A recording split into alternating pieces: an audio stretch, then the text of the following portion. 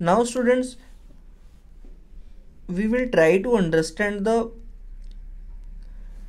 Calcination process by a simple example.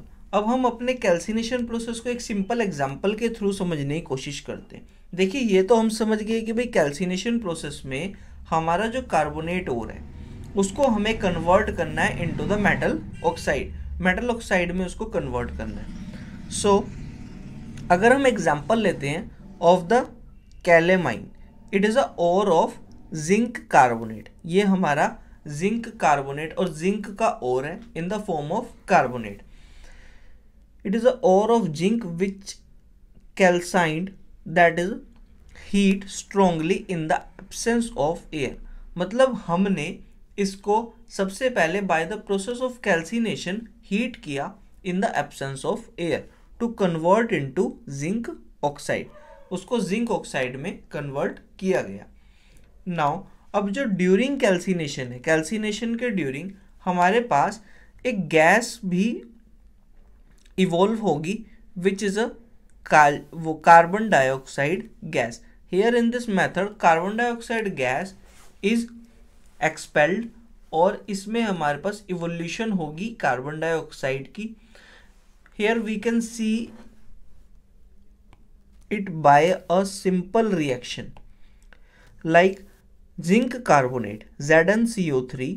जब हमने इसकी कैल्सिनेशन की तो कैल्सिनेशन के through it will convert into the metal oxide और द जिंक ऑक्साइड। ये जिंक ऑक्साइड में कन्वर्ट हो गया और यहाँ पर हमारे पास evolution of carbon dioxide takes place, evolution of CO2। तो कार्बन डाइऑक्साइड की इवोल्यूशन हुई। सो इन दिस वे हमने क्या किया, अपने कैलेमाइन ओर को और जो कि जिंक कार्बोनेट का ओर है इसको कन्वर्ट किया इनटू द मेटल ऑक्साइड और जिंक ऑक्साइड।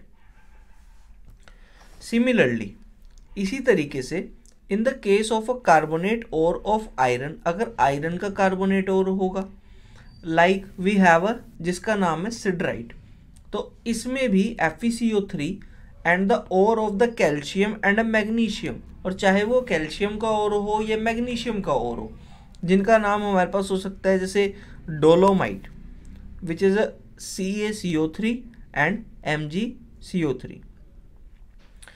तो इन दोनों का भी हम ऑक्साइड्स में कन्वर्ट कर सकते हैं।